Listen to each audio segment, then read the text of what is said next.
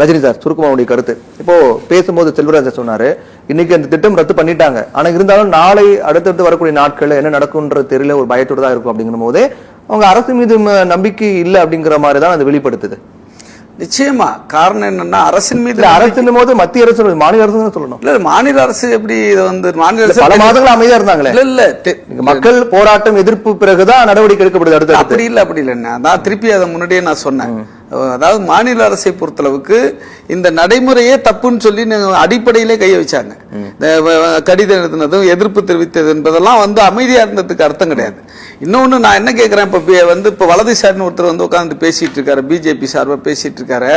இவர்கிட்ட நான் கேட்கிறேன், வந்து மாநில அரசு விழிப்பு என்ன டெஸ்ட் வைக்கிறாங்களா? ஒன்றிய பாஜக அரசு இவங்க விழிப்போடு இருக்கிறாங்க இல்லையான்னு மக்களுடைய வாழ்க்கையில விளையாடுறாங்களா? இந்த மண்ணுடைய வந்து பாதுகாப்புல விளையாடுறாங்களா? நீங்க விளையாடுறீங்களான்னு நான் கேட்கிறேன். நீங்க நான் ஒரே ஒரு கேள்வி கேட்கிறேன். ஒரு பகுதியை வந்து ஒரு சுரங்கத்துக்கு வந்து வெட்டி எடுப்பதற்கு நீங்க ஏலம் விடுறீங்க, ஒரு பகுதியில் ஆலை அமைப்பதற்கு நீங்க வந்து கொடுக்குறீங்க, அல்லது ஒரு பகுதியில் வந்து விவசாய நிலங்களை வந்து நீங்க கையகப்படுத்துறீங்க, ஒரு திட்டத்துக்காக கையப்படுத்துறீங்கன்னு சொன்னா அந்த பகுதியில சுற்றுச்சூழல் ஆய்வு நடத்தணுமா இல்லையா? அதே போல வந்து அங்க இருக்கிற மக்களுடைய கருத்தை கேட்கணுமா இல்லையா? அங்க இருக்கிற இந்த நடைமுறைகளை எல்லாம் அனைத்தையும் கணக்கில் எடுத்துக்கொள்ள வேண்டுமா இல்லையா?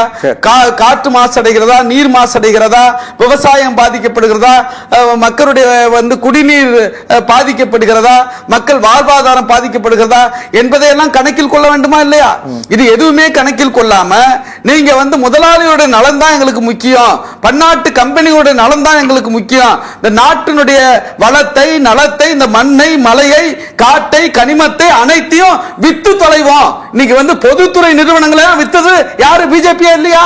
பொதுத்துறை நிறுவனங்கள் மக்களுடைய பயன்பாட்டுக்கா இல்லது வந்து தனியாருடைய பயன்பாட்டுக்கா? நான் கேட்கிறேன். இது எதை பத்தியுமே கவலைப்படல. ஒரு விரல் விட்டு எண்ணக்கூடிய ஏங்க நான் கேட்கிறேன், 16 லட்சம் கோடி ரூபாய வந்து அதானிக்கு அம்பானிக்கும் தள்ளுபடி செய்த பாஜக அரசு, மத்திய ஒன்றிய அரசு மக்களுடைய இந்த விவசாயிகளுக்கான அந்த கோரிக்கையை வந்து நிறைவேற்றாங்களா? எவ்வளவு பெரிய போராட்டம் டெல்லியில நடத்திட்டு இருக்காங்க, ஹரியானா பஞ்சாப்ல நடத்திட்டு இருக்காங்க. இவங்க எதை பத்தியும் கவலை மாட்டாங்களா? பன்னாட்டு முதலாளிகளுக்கு தான் இவங்க வந்து எல்லாத்தையும் தாரை வார்த்து கொடுப்பாங்களா? இவங்க எல்லாம் மக்கள் நலன் பற்றி பேசுவது உங்களுக்கு எல்லாம் யோகிதா இருக்கான்னு நான் கேட்கிறேன். ஆகவே நான் என்ன சொல்றேன்னா, ஐயா பென்னிக்குக்கு சொல்ற கருத்துல எனக்கு எந்த மாறுபட்ட கருத்தும் கிடையாது.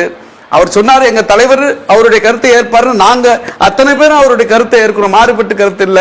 இந்த போராட்டத்தை வெளி உலகுக்கு கொண்டு வருவதற்கு அரசியல் கட்சியில் தலைவர்களுடைய இந்த பங்களிப்பு என்பது நிச்சயமாக அந்த பங்களிப்பை செய்தது என்பது மாற்று கருத்தில்.